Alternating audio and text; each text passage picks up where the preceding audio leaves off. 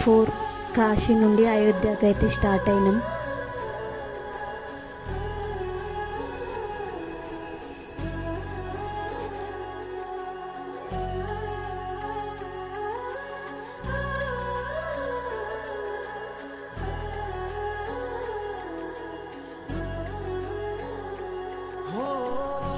అయోధ్యకైతే reach అయిపోయాం.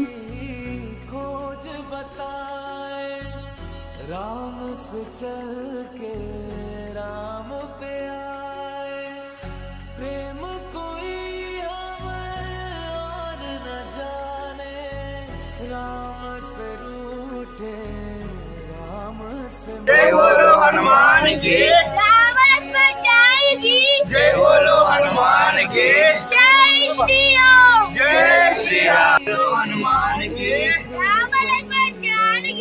जय बोलो हनुमान की, जय श्री राम, जय श्री राम, जय श्री राम. అయోధ్య రామమందిరం మన భారతీయుల కళ. నిజానికి ఈ రామమందిరం చాలా ప్రత్యేకం. రామ జన్మభూమిగా భావించే చోట రామమందిరాన్ని నిర్మించడం కోసం ఎన్నో పోరాటాలు జరిగాయి. రామాయణాన్ని అనుసరించి చూస్తే ఈ నగరం 9000 సంవత్సరాలకి పూర్వం వేదాలలో మొదటి పురుషుడుగా హిందువులకి ధర్మశాస్త్రం అందించినట్లుగా పేర్కొన్న మనువు చేత స్థాపించబడింది. మరికొన్ని ఆధారాలను బట్టి సూర్యవంశ రాజైన అయోధ్య నిర్మించబడింది అని తెలుస్తుంది.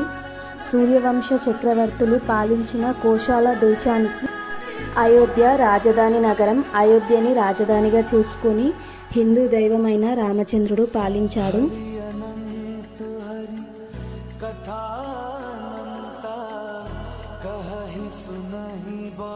ఈ రామ జన్మభూమిలో బాబరీ మసీదుకి శ్రీరామ మందిరానికి మధ్య విభేదానికి కారణం క్రీస్తు శకం 1528 సంవత్సరంలో ఏర్పడింది. 1528 సంవత్సరంలో ఆలయాన్ని కూల్చి మసీదును నిర్మించారు. ఆ తర్వాత 1949లో హిందువులు అందులో శ్రీరాముడు సీతాదేవి విగ్రహాలను ఉంచారు. మొఘలులు బ్రిటిష్ వారి హయాంలో కూడా వివాదం కొనసాగింది. రాముడు మందిరాన్ని కూల్చేసి మసీదు నిర్మించారనే ఆగ్రహంతో 1992లో ఘనసేవకులు బాబరీ మసీదుని కూల్చివేశారు. ఇలా చాలా విభేదాల తర్వాత 2019 నవంబర్ 9న అయోధ్యపై చరిత్రాత్మకమైన తీర్పునిచ్చింది. 2.77 ఎకరాల వివాదాస్పద భూమిని రామమందిర నిర్మాణానికి అప్పగించింది. మరో 5 ఎకరాలని మసీదు నిర్మాణానికి అప్పగించింది.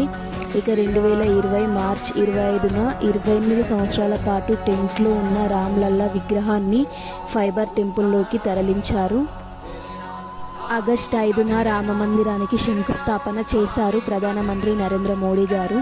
ఇక 2024 జనవరి 22న అయోధ్య అంగరంగ వైభవంగా శ్రీరామ మందిర ప్రారంభోత్సవం జరిగింది.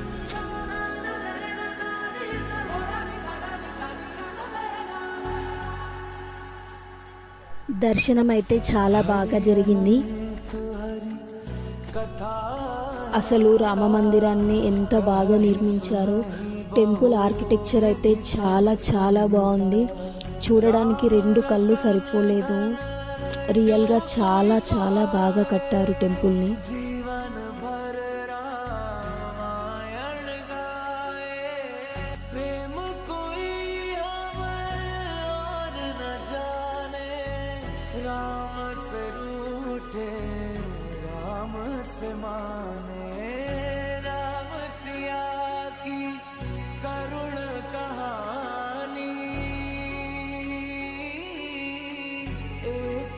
चंदन एक है पानी, राम सिया राम जय जय राम, राम सिया राम जय जय राम, राम सिया राम డే 4 అయోధ్యలో ఇలా జరిగింది.